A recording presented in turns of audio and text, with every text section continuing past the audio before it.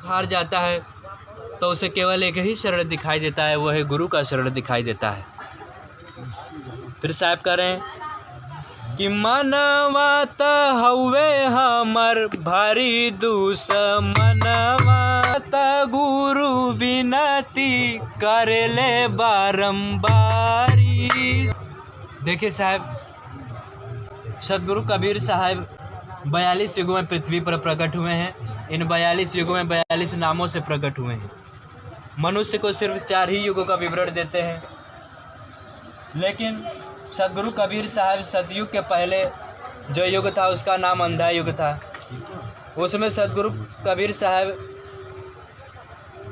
आनंदी साहब के नाम से पृथ्वी पर आए और जीव को चिताकर अपने लोक ले गए। सतयुग में कबीर साहब सत सुकृत दास साहब के नाम से पृथ्वी पर आए और जीव को चिताकर अपने लोक ले गए। त्रेता युग में कबीर साहब मुनिंद्र साहब के नाम से पृथ्वी पर आए और जीव को चिताकर अपने लोक ले गए। द्वापर युग में सदगुरु कबीर साहब करुणामय साहब के नाम से पृथ्वी पर आए और जीव को चिताकर अपने लोक ले गए। तथा कलयुग में साहब को 6 बार आना पड़ा इस जीव को चिताने के लिए। कश्मीर के पास चंद्रवारे राजा चंद्र विजय उनकी पत्नी इंदुमती को कबीर साहब मिले और गुरु भक्ति का ज्ञान दिया। वो भक्ति करके अमर लोक चली गई। राजा चंद्र विजय भक्ति नहीं लिए, इसलिए वे नरक में चले गए। रानी इंदुमती अपने पति के लिए सदगुरु कबीर साहब से विनती किया कि हे स्वामी, अगर मेरे पति मुझे साधु संतों की सेवा करने का मौका नहीं दिए होते तो मैं आपके लोक में नहीं पहुंच पाती और नरक भोगती, इसलिए मेरे पति को भी मुक्त कीजिए। वही राजा चंद्र विजय नरक से छूटकर काशी में डोम के घर पैदा हुए, जो भक्ति करके साहेब के अमरलोक पहुंच गए, जिनका नाम सुपन भगत था। जब वो साहेब के लोक चले गए तो उन्होंने अपने माता पिता डोम डोमिन के लिए साहेब से निवेदन किया कि हे साहेब, अगर मेरे माता पिता मुझसे सफाई का कार्य करवाए होते तो मैं भी दारू मांस खाता और नरक में चला गया होता है, इसलिए मेरे माता पिता को भी मुक्त कीजिए। तो वही डोम डोमिन जो है विश्वदेव शर्मा और सुरवचला हुई, जो उत्तर काशी में तपस्या की, तो इनकी परीक्षा लेने हेतु सदगुरु कबीर साहब दिन ही दिन जुलाहे का रूप बना करके आए। तो इनके कोई संतान नहीं थे, तो संतान के चाह में जो है परेशान हुए, तो साहब की जो है भक्ति करने लगे। तो साहब जो है दिन ही दिन जुलाहे का स्वरूप बनाकर दर्शन दिए और कुछ अन्न वस्त्र मांगे। कहे कि बाबा, मैं सीधीसुधा से व्यतीत होकर आपकी शरण में आया हूँ, कुछ अन्न वस्त्र देकर मेरे कलेश निवृत्त करिए। ये तपस्वी अहंकार भाव में कहते हैं, क्या हम बनिया या तातिया हैं जो अन्न वस्त्र रखे हैं? उन्हें धक्का दे करके भगा दिया। तब उन्होंने जो है वहाँ से श्राप मिला उनको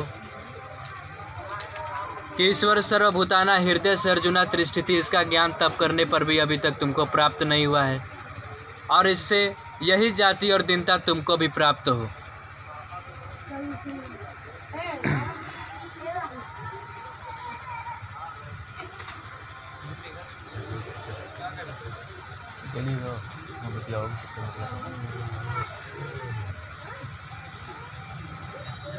ठीक 600 वर्ष पहले जो है काशी में लहरतारा में कमल के पुष्प पर साहेब प्रकट हुए और जीव को चिता करके अपने लोक ले गए। तो जब काशी के लोग चेत गए तो मगहर में जाकर के साहेब 2 दिन तक वहाँ पे सत्संग किए, जीव को चिताए। वहाँ पर यह अंधकार था कि जो मगहर में मरता है वो अगले जन्म में गदहा का जन्म पाता है। तो इसको तोड़ने के लिए साहब ने कहा कि हम जाएंगे और मगहर में जो है अंतर ध्यान हो जाएंगे। तो वहाँ पर साहब गए और कमल का फूल छोड़ करके अंतर ध्यान हुए। अंतर ध्यान हुए तो अगले जन्म के रामानंद तथा सुकृत दास को मिले, मथुरा में जाकर के मिले। तो वहाँ पर जो है सुकृत दास साहब आ रहे थे और एक छोटी सी मूर्ति लिए थे और मूर्ति रख करके घंटी हिला रहे थे। तब तक साहब ने आवाज़ लगाई, कैसा हो क्या करहूँ, पौवा शेर छटंकी धरऊँ। तब वो इधर उधर देखने लगे, कोई दिखाई नहीं दिया। पुनः घंटी हिलाने लगे कि फिर वही आवाज़ आई। साहब ने कहा कि ऐसा हो क्या करहूँ, पौवा शेर छटंकी धरऊँ। तब उन्होंने क्रोधित हो गए, कहे कि हिम्मत है तो सामने आ। कोई नहीं दिखा तो क्रोध में जाकर के खिचड़ी पकाने लगे। खिचड़ी जब पक गई अंतिम लकड़ी जब चूल्हे में डाले तो जिसमें चींटी थी वो सब जल करके मर गई। उन्होंने कहा कि यह तो पाप का भोजन हो गया है, खाने योग्य नहीं रहा है, किसी साधु फकीर को खिला देता हूँ।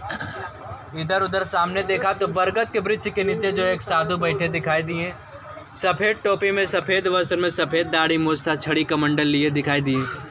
खिचड़ी ले जा कर के जैसे उनके पास कुछ कहना चाहे तब तक साहब ने कहा, क्या साधु संतों को यह पाप का भोजन कराया जाता है?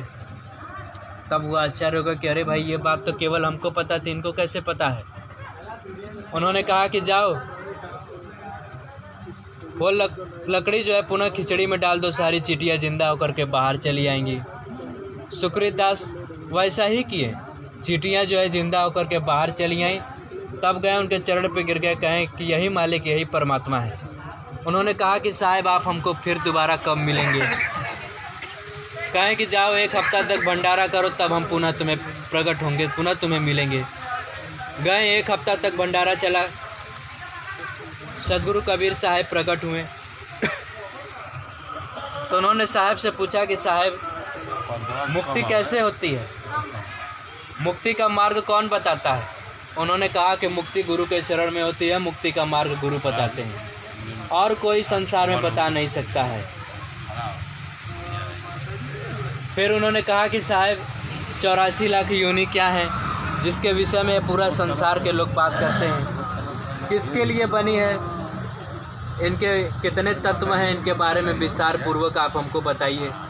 साहब उनको बताएं कि 9 लाख जल के जीव बखाना, 14 लाख पक्षी परवाना, कीरम कोटि 27 लाख 30 लाख अस्थावर बाखा, चतुर्लक्ष मानुष परमानी, मानुष योनि परम पद जानी, और योनि नहीं परिचय पावे, करम बंध भव भटका खावे।